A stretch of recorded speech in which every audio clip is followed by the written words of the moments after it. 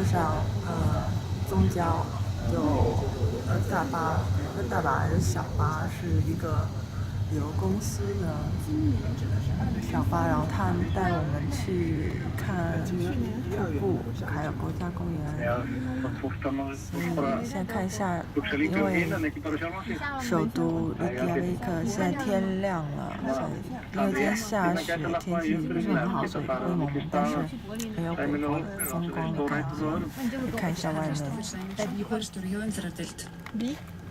Steingrímur J. Sigfússon, fyrrverandi fjármálaráðherra, segir að tugmilljarðar gætu fallið á ríkissjóð ef dómstólar komast að þeirri niðurstöðu að skattur á þrotabú gömlu bankanna séu ólögmætur.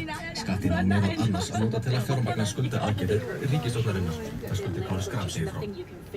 Ríkisstjórnin ætlar að hækka skatta á fjármálafyrirtæki og þrotabú gömlu bankanna til að fjármagna niðurfærslur á lánum heimilanna. Í heild á skatturinn að skila rúmlega 37 milljörðum króna á ári. Slitastjórnir Kaupþings og Glitnis að fórnast þessari skattlagningu og útiloka ekki að vísa málinu til dómstóla. Steingrímur J. Sigfússon, fyrrverandi fjármálaráðherra, segir að tugmilljarðar gætu fallið á ríkissjóð ef ríkið tapar þeim málaferlum.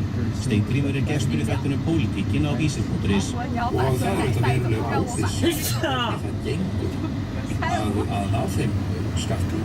Því að það umdeilt að setja hana þrotabúinn og það má alveg snúast við málaferlum það mál. Það verður auðvitað stór slys ef að ríkið tapaði slíku máli eftir að vera búið að skuldbinda sig í þessa aðgerð sem að þeir aldrei hægt að bakka út. Við getum ekki farið þannig til fólk að lofa því svona aðstöðu að bakka skuldbinda sína ef það gengur svo gert. Þannig að það talsverð áhætta á fámið líka sem ýmsir hafa orðið til þess að vara við. Sveitarstjórn Grímsnes og Grafningshrepps hefur ákveðið að lækka húsnæði sveitarfélaganna verulega á næsta ári.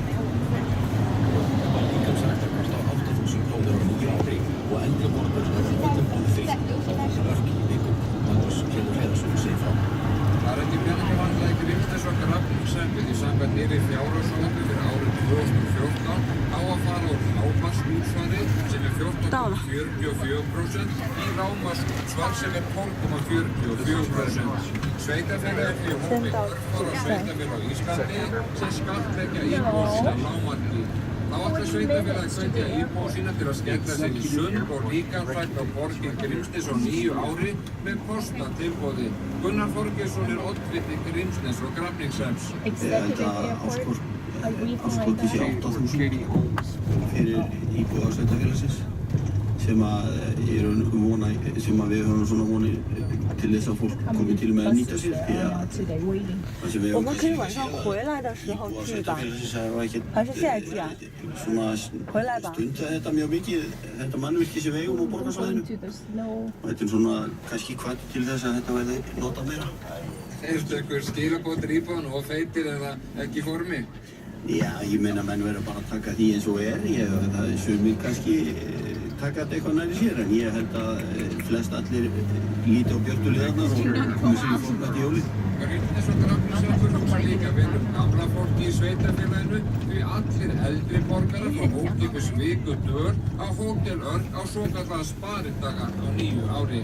Við höfum einnig boðið upp á það að eldri borgarar komi í hádegismat í mötuneyti með bátunum fyrir mjög sanngjarnt og það er bæði vel sótt og eins líka það mjög skemmtilegt fyrir krakkana í skólanum að hitta svona sína eldri og heyra sögur frá því að fólk svona barðist fyrir lífinu í alvörunni.